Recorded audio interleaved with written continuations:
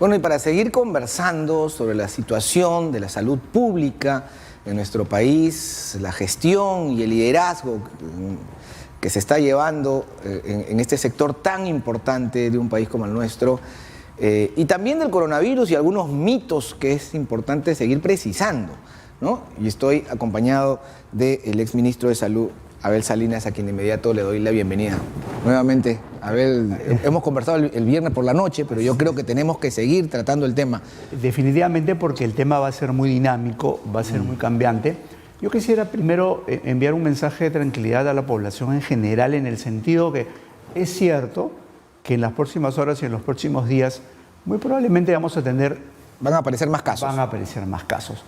Hay mucha gente que ha venido de viaje, de Europa, por ejemplo, de países donde está la enfermedad, y lamentablemente, y ahí yo creo que va una primera recomendación para nuestras autoridades sanitarias, no estamos siendo lo suficientemente exhaustivos en el control a los pasajeros que llegan. Vale decir, no es suficiente en forma aleatoria al que va saliendo preguntarle, ni siquiera en el control de migraciones.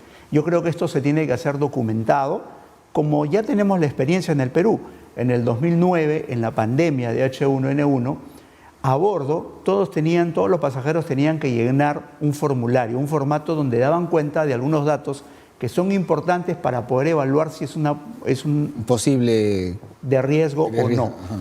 En consecuencia, y aunque no lo creas, Reinaldo, el solo llenar un formato y ponerle la firma crea un compromiso diferente en cada persona. Claro. Porque hay quienes creen que no, yo no tenía nada, ¿para qué voy a decir? Si digo me van a hacer perder el tiempo. Me van a hacer perder el tiempo, miren cómo está la fila ahí, me van a demorar un montón.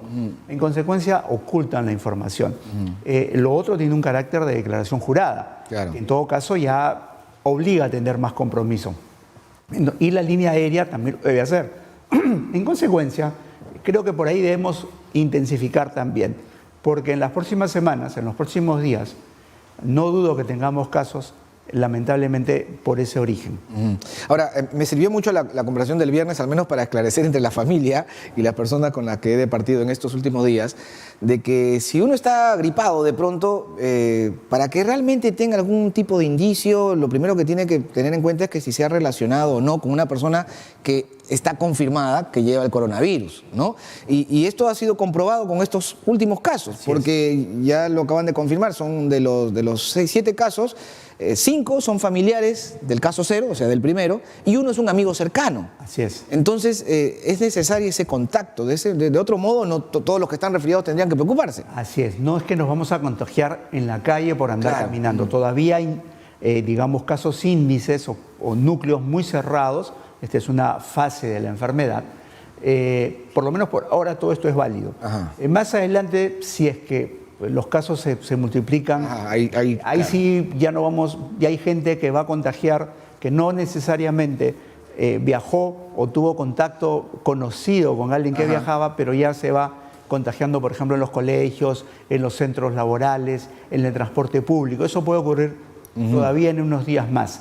Mientras tanto, si nosotros logramos controlar en este momento a los cercanos, a ese primer anillo, ese primer contacto, que el modo es aislándolos. Aislándolo. Y no hay que tener ningún reparo en el autoaislamiento, algunos le llaman cuarentena, en realidad el término correcto es un aislamiento, que pueden ser hasta 14 días si la enfermedad es comprobada, y eso va a protegernos a todas las personas que están alrededor de nosotros, fundamentalmente a los de riesgo, como pueden ser nuestros adultos mayores.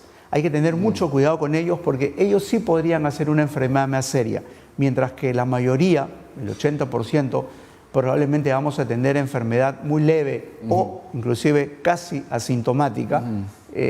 Va a haber otro grupo, de este grupo de riesgo que me refiero, de adulto mayor, que pudiera complicarse. Por lo tanto, hay que cuidarlos. Antes de precisar sobre ese grupo, digamos, más vulnerable, ¿no? Un asunto que me cuesta trabajo comprender, porque si todo esto se conoce, yo no entiendo por qué las autoridades resultan siendo tan poco eficaces, ¿no? El papá del niño de 7 años, confirmado, ¿no? Del Colegio Newton, acaba de desmentir a la ministra de Salud, ¿no? Y lo que ha dicho es que el Ministerio de Salud no ha cumplido con los protocolos y es más, ellos por un tema de sensatez, de responsabilidad, se han autoaislado, ¿no? Por decisión propia, pero no han recibido ningún tipo de asistencia, de orientación profesional al respecto. Sí, aquí yo quisiera ser preciso. Yo creo que el planeamiento de nuestros epidemiólogos, el plan de trabajo, es bueno. Lo que falta es la operación, la operatividad. Le faltan recursos, brazos operativos y por lo tanto han sido insuficientes. En este caso, yo también recibí la llamada de alguno de los familiares de este entorno, de este primer caso, y ciertamente me hicieron saber que no habían tenido la comunicación fluida, nadie les había dicho que tenían que aislarse, autoaislarse, inclusive alguna parte de la familia que había estado en contacto se habían reunido todos a celebrar un cumpleaños con niños, adultos mayores y todo, y esa misma tarde, el fin de semana, les confirmaban que uno de los familiares también tenía la enfermedad, y probablemente es porque no se tomaron todas las previsiones. En fin, creo que, insistimos una vez más, la comunicación efectiva que tiene que tener el Ministerio de Salud, la autoridad sanitaria, se pone a prueba ahora. No basta con decir el Ministerio de Salud es la única fuente oficial. La fuente oficial, a través de un vocero oficial o un grupo de voceros determinados que puedan dar la información completa. El día sábado, cuando se hablaban de más casos, la información era absolutamente incompleta. Claro. Y por lo tanto el periodismo se quedaba en duda. Y unas horas más tarde ya estaban en las redes sociales, todo el mundo se enteró más rápido por las redes sociales que había un niño de 7 años proveniente de un colegio de La Molina que tenía la enfermedad y que lamentablemente el niño ha ido al colegio en días previos. Claro. Por lo tanto, el riesgo de haber contagiado a otros niños existe. Entonces felizmente que ellos van a ser enfermedad leve, muy probablemente, pero va a ser necesario autoaislarse a todos. Claro, para no propagarlo. Así es. Ahora, ellos probablemente hagan esta enfermedad leve porque están, gracias a Dios, bien alimentados, ¿no? Si una persona es joven o es una persona, un adulto con defensas altas. Ahora sí, ¿quiénes son los más vulnerables? Me decía, en primer lugar, los ancianos, los adultos mayores. Así es. Los adultos mayores, y si ellos además, lo cual no es raro, estén acompañados de alguna enfermedad como diabetes, como hipertensión, como males cardíacos, etcétera, se convierten en población más vulnerable. A ellos hay que cuidarlos sobremanera. Quienes tengamos familiares de esas edades en la casa, hay que cuidarnos mucho nosotros de no contagiarlos a ellos. No hay que sobreexponerlos. No es el momento de hacer reuniones familiares y llevar a nuestros adultos mayores. Yo creo que todo lo contrario. Hay que tener cuidado, hay que usar las mascarillas nosotros, si es que tenemos algún síntoma, para evitar contagiarlo. Y hay algunas vacunas que deberían recibir los adultos mayores. En primer lugar, en este momento, y sí está disponible, es la vacuna contra neumococo. Si bien es cierto, no les protege contra el COVID-19, sí es cierto que este germen se aprovecha. Si un paciente, un adulto mayor, se infecta del COVID-19, esta otra bacteria se puede sobreagregar. Y lo mejor sería que estuvieran vacunados. De manera que todos los adultos mayores en el Perú deben estar vacunados contra neumococo en este momento. Bueno, esta es una recomendación importantísima que espero que la tomen muy en cuenta, ¿no? Y la otra vacuna es la que hace unos momentos se conversaba, es la vacuna de influenza. Pero también es cierto que la vacuna de influenza cada año llega después del verano, al inicio del invierno, es decir, entre marzo y abril suele llegar.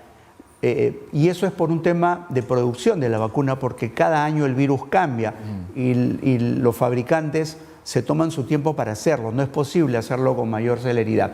Pero lo que sí es posible es que la vacuna llegue cuanto antes al Perú, entre marzo y abril, y que la vacuna se pueda distribuir y aplicar en un tiempo breve. Entre abril y mayo deberíamos haber colocado las vacunas a todo el grupo de riesgo. ¿Quiénes son ese grupo de riesgos? Los menores de 5 años, los adultos mayores otra vez, y quienes tienen alguna enfermedad concomitante de fondo, las personas que tienen asma bronquial, los diabéticos, los hipertensos, los cardíacos, etcétera, necesitan tener la vacuna. Lamentablemente, en la gestión de vacunas del Ministerio, a veces la vacuna llega en un pequeño lote, llega en abril, pero muy poquito, y va llegando progresivamente a lo largo de los meses. Llega diciembre y no hemos terminado de vacunar, cuando ya pasó la época más crítica. Entonces, mi recomendación es que el Ministerio de Salud haga todo lo posible y le dé prioridad a esta vacunación en estos 2 meses que siguen. O sea, tiene que llegar la vacuna y tenemos que salir a vacunar de todas maneras para que antes que empiece el invierno, que lamentablemente esperamos algún brote de influenza también, como ha ocurrido en el hemisferio norte. En los Estados Unidos, comentaba en algunos momentos anteriores, tenemos millones de personas con influenza y varios miles de fallecidos por influenza. Estoy hablando de Estados Unidos y todavía no acaba el invierno. En consecuencia, a nosotros en el invierno también nos puede, lamentablemente, tomar, y por lo tanto deberíamos correr en la vacuna contra influenza. Que llegue la vacuna y distribuirla y aplicarla, no basta tenerla. Ahora, claro, hemos puesto el foco en el gobierno y en la capacidad que tenga para desarrollar toda esta actividad, pero también hay una responsabilidad de la persona. Así es. Yo sí he conocido casos que están vacunando en tal institución, en tal lugar, y están ahí sentados esperando y la gente no acude, porque no hay una cultura de prevención. Esperamos estar enfermos para acudir al médico, pero no hay una cultura de prevención. ¿Cuánto nos falta en esto desarrollar, compartir, cultivar en la gente y cuánto nos ahorraríamos? Sí, desde luego. No hay una intervención sanitaria preventiva más costo efectiva, vale decir, con los mejores resultados de salud que las vacunaciones, cuando hablamos de enfermedades infectocontagiosas. Yo diría que después del agua limpia, saludable para el lavado de manos, no hay nada mejor que las vacunas y yo creo que deberían utilizarse, pero es importante, otra vez más, que la autoridad sanitaria lo asuma. Si tenemos una campaña masiva, fuerte, anunciando e invitando a vacunar y supervisando que eso ocurra, gestionando que las vacunas lleguen a los brazos de las personas, o sea, sean aplicadas, vamos a haber logrado un gran paso en la salud pública en el Perú. ¿Cuál debe ser el tiempo regular en que una persona sana deba visitar al médico? ¿Y para qué? Una persona sana... Me refiero ya no necesariamente el tema del coronavirus ni de la influenza. Depende del grupo de edad. Ajá. Por ejemplo, en el primer año de vida, todos los niños son vistos, tienen un control de niño sano cada mes. El control es mensual. Después del año, los controles podrían ser trimestrales. Y después, todas las personas deberían tener un control anual. Por lo menos. Que significa, cada etapa de la vida tiene ciertas connotaciones porque puede haber ciertas afecciones, ciertas enfermedades que nos pueden afectar y por lo tanto necesitamos hacer énfasis en eso. Por lo tanto, depende del grupo de edad, pero cada año deberíamos tener un chequeo médico, un control. Esto evita que después se desarrollen enfermedades y uno dice, ¿de dónde tengo esto? Alguna vez lo tuvo muy pequeño, ¿no? Y nada más cierto, Reinaldo. Por ejemplo, un gran enemigo que tenemos oculto, silencioso, es la hipertensión arterial. La mitad de los hipertensos, fíjense, la mitad de los que son hipertensos lo son casi hasta por 10 años. Causando ya daño la hipertensión no solo al corazón, sino también a riñones. Sin que lo detecten. Sin que lo detecten. Y ellos nunca se dan cuenta porque no acuden a sus controles, porque no van a la tomada de presión. Y cuidado, que los hipertensos hace algunos años eran las personas adultas, 50, 60 años. Hoy por hoy tenemos hipertensos de 30 o 40 años. Yo como pediatra veo niños y los papás de mis pacientes suelen ser personas jóvenes de 30 o 40 años y ya hemos detectado hipertensos en ese grupo. ¿Y la razón cuál será? ¿La alimentación, el estilo de vida? Sí, probablemente tenga que ver con el estilo de vida. Yo creo que esto va de la mano. Estas enfermedades no transmisibles, como por ejemplo el sobrepeso y la obesidad, en los niños menores de 15 años, en los últimos años se ha duplicado la cantidad de obesos y con niños con sobrepeso. Somos el tercer país en América Latina, después de México y Chile, en sobrepeso y obesidad. Por lo tanto, estas otras enfermedades que van de la mano, como por ejemplo hipertensión arterial, las tenemos que esperar, pero este es el momento de intervenir. Por eso fue interesante el tema de la campaña de los octógonos, Claro. que a mí me tocó salir adelante y defenderla, porque sabemos que eso puede cambiar en los hábitos de alimentación a muchas personas, desde los niños. Eso, desde los niños. A mí me llamó mucho la atención. Yo tengo un hijo de 11 y el otro de 6. Y ellos eran los que, papá, esto no, tiene octógono. Fenomenal. Y ese era el objetivo. Claro, ese es el objetivo. Y hay que seguir promoviéndolo, porque ya puede llegar el momento en que nos acostumbramos a mirarlo sin que genere el efecto deseado, ¿no? Así es. Sí, el efecto deseado se va a lograr en el paso de los años. Lo primero que uno puede medir es el tema del consumo de ese tipo de alimentos, que debe disminuir. Y en el tiempo y en los años se verá que tenemos menos sobrepeso, menos obesidad. Y curiosamente se discutía el tema de que estamos dañando la industria alimentaria, algún tipo de intereses, pero no, fíjense cómo se adapta la industria a tener productos más saludables, y por lo tanto no hay que pelearse con ellos tampoco. Se adaptaron y ahora hay muchos productos que tienen estos octógonos, o productos que ya no contienen estas grasas, este tipo de sal o de azúcar, y por lo tanto la gente lo puede consumir con mayor seguridad. De acuerdo. Volviendo al tema del coronavirus, es necesario atacar ciertos mitos, ¿no? Las mascarillas, alguien se está haciendo de plata, alguien está haciendo un gran negocio, ¿no? Lo mismo con los jabones desinfectantes. Ahora, no porque no sea recomendable su uso como hábitos de higiene, ¿no? Pienso yo, por ejemplo, nada reemplaza el agua y el jabón. Eso creo que es importante, porque mucha gente piensa que con el jabón este desinfectante y ya no es necesario lavarse la mano. No es así. Primero, vamos por el lado positivo. ¿En qué es positivo, en qué es bueno el uso de la mascarilla? ¿En qué casos? Y el uso del jabón desinfectante, que ya casi se están acabando en las farmacias. En lo primero, la mascarilla simple solamente es útil en las personas que tienen síntomas. No sirve para protegernos de los demás, en realidad. Porque si no, tendríamos si todavía no tenemos tantos casos, no tiene ningún sentido usarla. Reservemos las mascarillas para el que tenga síntomas. Si tiene síntomas, debe ponérselas y ponerle además a quienes pudieran ya haber contagiado alrededor en su familia. Esa es la utilidad en este momento. No debemos salir a la calle con mascarillas. No tiene ningún sentido, salvo que seamos portadores de la enfermedad o de algún resfrío y no queremos contagiar a nadie. Ahora, si somos portadores de la enfermedad, precisamente a lo mejor estar en casa y no salir, ¿no? Así es mejor no salir. Claro. Y lo otro es que en el lavado de manos, el agua y cualquier jabón es suficiente. No necesitamos jabones antibacteriales. Por cierto, COVID-19 es un virus, de manera que la bacteria y no aún así tampoco está claro qué cosa es un jabón antibacterial. O sea, esto es relativo. Yo ayer visité algunas farmacias en la zona por donde vivo, y me encontré con muchas personas que preguntaban, iban de farmacia en farmacia preguntando si tenían jabones antibacteriales, antibacterianos o antibacteriales, lo cual, repito, es absolutamente innecesario. Cualquier jabón más simple es suficiente si el procedimiento de lavado de manos es correcto. Adecuado. Claro, es adecuado. Hay ya bastantes videos en donde se va demostrando cómo se hace el lavado de manos, y por lo tanto eso es suficiente, y el tiempo en el que se haga. Si el lavado de manos se da en por lo menos 20 o 30 segundos, es efectivo. Entonces, ¿en qué caso es bueno el jabón antibacterial? ¿No? Parece que no es más una buena publicidad que otra cosa. En mi concepto es más una buena publicidad.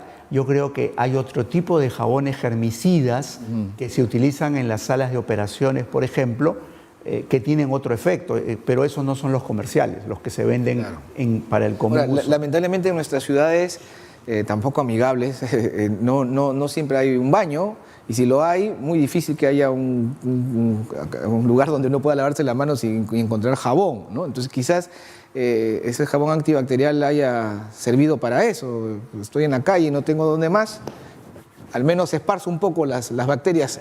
Claro, el agua y se podría usar el alcohol gel, que en manos limpias funciona bien. A propósito de eso, quería recordar que cuando estuve al frente del Ministerio de Salud en el 2018, me tocó encontrar un proyecto para la higiene y la salubridad de los de los ámbitos sanitarios, me refiero a inodoros, lavatorios, dispensadores de jabón, baños en general, de casi todos los establecimientos del Perú. Un proyecto muy bien hecho, que venía del 2016, y el monto asignado, presupuestado, era más o menos 95 millones de soles, para mejorar todos los baños, dotarlos de los servicios adecuados, casi a nivel nacional. Yo creo que ese proyecto ahí debe estar. Mi recomendación, hay que rescatarlo, ¿no? Rescátelo, Claro. ministra, y póngalo en ejercicio de una vez. Esa va a ser una excelente inversión en este plan de higiene y salubridad. Totalmente. Y ojalá se pueda extender a los colegios. Ese proyecto está en el Ministerio. Está en el Ministerio de Salud. Entonces desde aquí vamos a estar solicitando a las autoridades, y a veces nos visitan, que este proyecto tiene que ser rescatado. Lamentablemente a nosotros no nos dio tiempo para poder ejecutarlo, porque cuando lo vimos dijimos esto es maravilloso de una vez, pero obviamente en el corto tiempo pues no se pudo hacer. Pero ahora yo creo que es propicia la oportunidad. De acuerdo, muchas gracias. Hemos estado con...